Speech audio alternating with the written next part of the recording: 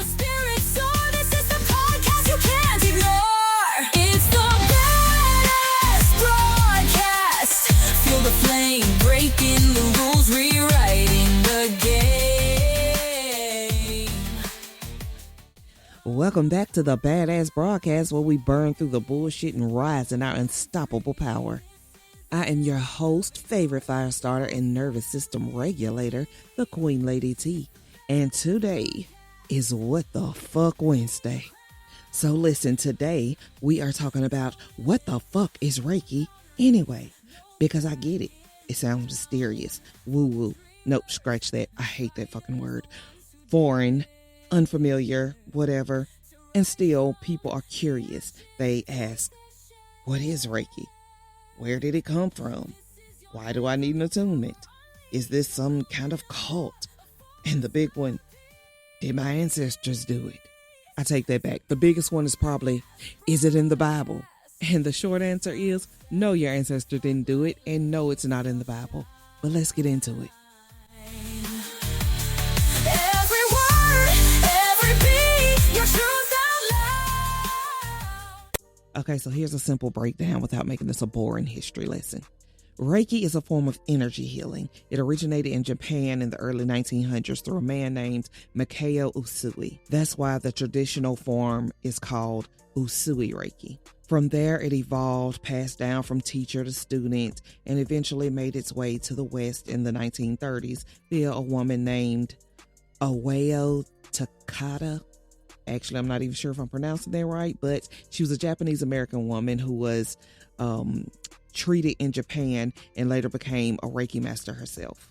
So no, it's not ancient Egyptian, it's not African, it's not Native American, and that's okay because universal energy is not tied to culture or color or country. Now, this is where people get stuck on a lot of things. Well, if my ancestors didn't do it, maybe I shouldn't either. And I hear that, I do. Many of us were taught that tradition is truth, but tradition is simply repetition, not always wisdom. Sometimes your ancestors didn't do a thing because they didn't know it existed, or because colonization blocked access, or because survival was the focus and not spiritual exploration, or because they had other tools and sometimes no tools at all. So no, your ancestors didn't use Reiki, but they also didn't use indoor plumbing or antibiotics. Are you giving those back too? Let's stop limiting our healing because someone else didn't know it. Your evolution is not betrayal, it's continuation. And while we're here, let's call out the Reiki gatekeepers real quick. There are people out here acting like they own universal energy, telling folks what they can and can't do and scalding people for sharing Reiki symbols. Oh, and the classic high horse line. Well, I was attuned to Usui Reiki back in the 1990s before it got watered down. Like, girl, this is not a VIP club. This is universal life force. You don't get to copyright the cosmos. Energy cannot be controlled. It cannot be gatekept. It can only be channeled and experienced. Yes, have integrity. Yes, honor your lineage.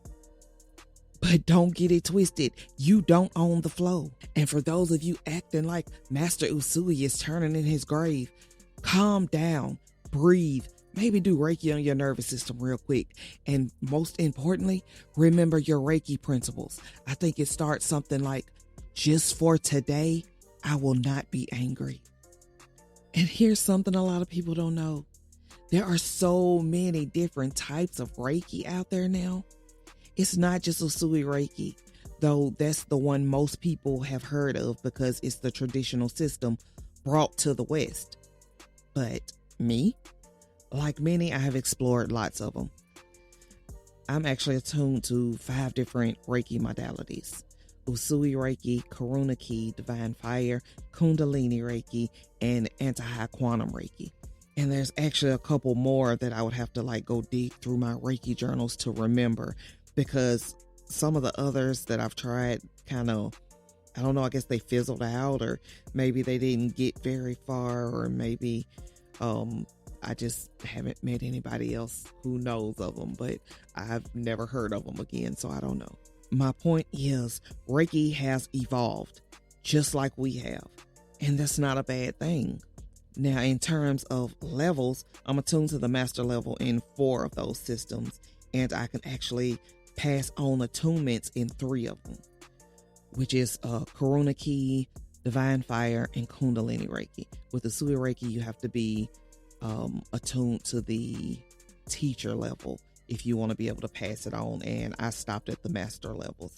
And I've been thinking about going back to the teacher level, but we'll see how that works out.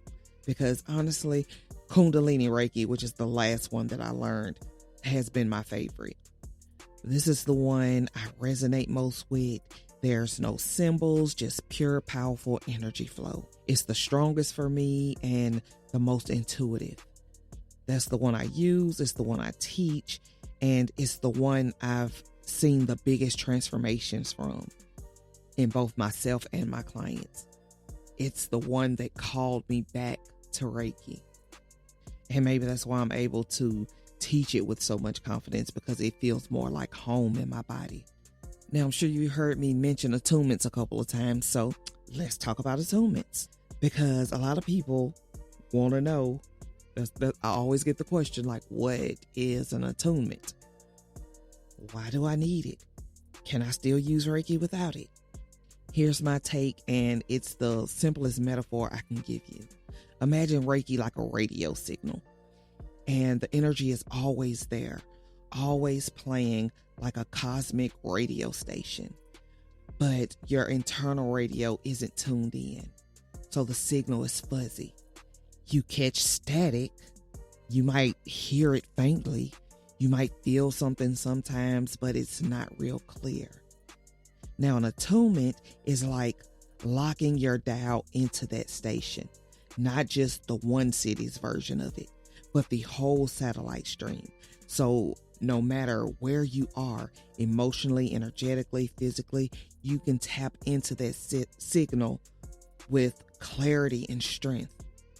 That's why it's called an activation, because it strengthens your connection.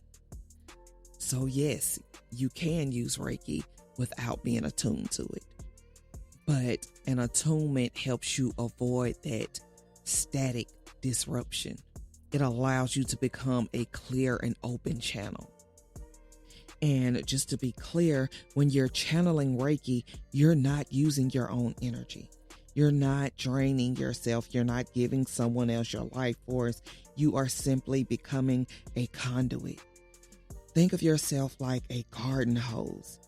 You don't create the water. You just allow it to flow through. And that's why Reiki isn't exhausting when it's done right. In fact, it can often replenish you too. And yes, there are people out here who can shift energy and clear rooms and move emotions without Reiki. Some people are just born tapped in. Some learn other modalities, hoodoo, root work, pranic healing, crystal work, and move energy that way. And all of that is valid. We're not all born with the same unlocked gifts. We all have them laying in wait, but you just have to choose to open the door.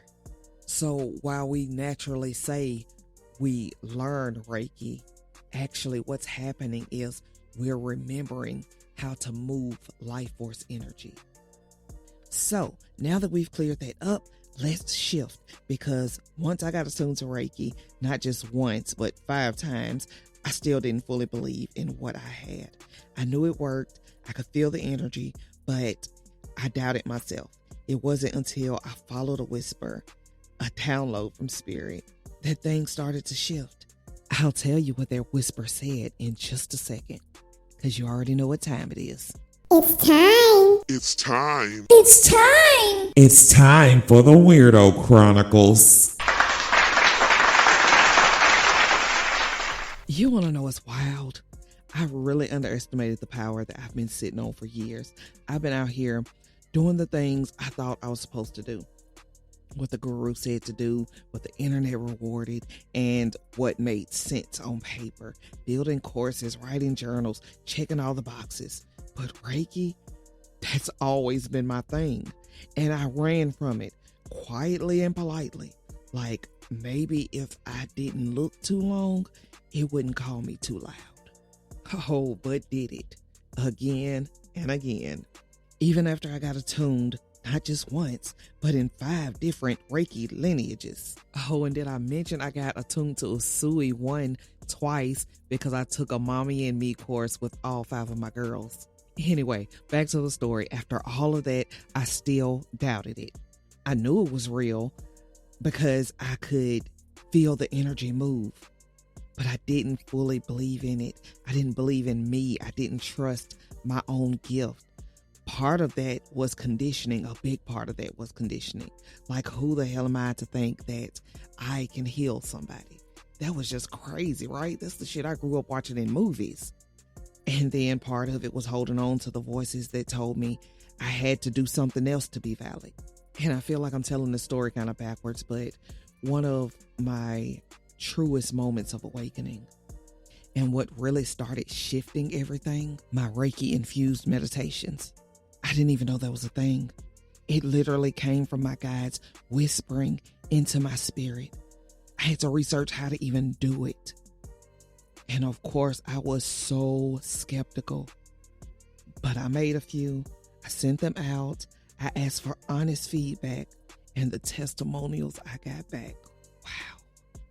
One person said, 10 out of 10 recommended. My anxiety dropped and I felt calm in my nervous system for the first time in a minute. Another person said, this was new for me, but it felt so freeing. I could feel the Reiki move through me. Another one said, this is the first time I'm listening to a meditation every morning. That's how grounded it makes me feel. Another one said, whew, the light language, the Reiki, this was powerful. You are definitely gifted. And from my Wildfire Reiki room where I do collective remote energy healing, someone said, since then, I've been on a whole different frequency. I woke up the next day feeling like a badass. So as these testimonials continue to come in, I'm just like blown away because this is the first time in my life after all the things I've tried, and there has been so many things. This is the first time where I'm seeing real-time results from something that's 100% mine. Not what I was told to do, not what I built to be seen, not what I copied from a template. This is mine, and it's working. Now, backing it up some, I had a friend, full-blown skeptic. He's sick on the couch, with the man flu, talking like he was dying, called out of work, and so I offered to send him Reiki, and he was like, sure, whatever. And so 2 days later, I called to check on him, and he was back at work and energized and ready to hit the studio, like ready to go. And I was like, so you think the energy healing helped? And he was like, no, I just start feeling better, like, completely wrote it off. I'm like, okay, cool, whatever. And then months later, another friend started feeling off. He was having sinus issues. He thought maybe he had an ear infection or a sinus infection. His energy was just like really low. He just felt kind of like, ugh. And so I offered Reiki healing, and he was like, yes, thank you. 48 hours later, I checked on him. He felt incredible, energized, clear, back to life. Now, he did go to the doctor and get his ear flushed out. But here's the thing. I had seen this exact pattern before. Another friend, same symptom, same Reiki, same 48-hour glow up. Only difference was he didn't go to the doctor. And he was like, I didn't know an earwax backup could, cause so many problems or, affect my energy so much. And so I was like, I don't know if it was just the flush, but I've seen this story before. And he was wide open, and he was like, wow, I didn't think of that. And he was like, thank you. But those two moments, one skeptic, one curious, confirmed for me, I'm not just playing with energy. I'm moving it, and it's moving people. And even though when I started with Reiki, it was just for the purpose of healing myself, a way to keep my chakras balanced. And I kept going, learning more, because I was just learning, feeling all the different energy and learning all these cool symbols. I was just really intrigued with it all, but I never had any intention of sharing it with anybody. It just seemed too far out there to share. But that was a different time and a different me, because I'm not hiding anymore. I'm not downplaying it. This is what I do, and I'm damn good at doing it. Reiki is not just a tool I use. It's my language, my medicine. It's my lane. And if the testimonials didn't confirm it, Spirit sure did. Okay, so one more story. Here's one that made me laugh out loud. There was a guy who asked me if I could say a prayer or send some kind of healing energy to his ex-girlfriend, because he finally called it off with her and he didn't feel like she was stable enough to handle it. And he still wanted her to be good, and you know how they go. So anyway, I was like, yeah, okay, cool. I'll send her some Reiki energy before I go to bed tonight. So what I ended up doing was doing Reiki to specifically clear the karmic band between them, which is basically just kind of like clearing up that bad blood energy. So whether they are meant to get back together or not, things are good between them.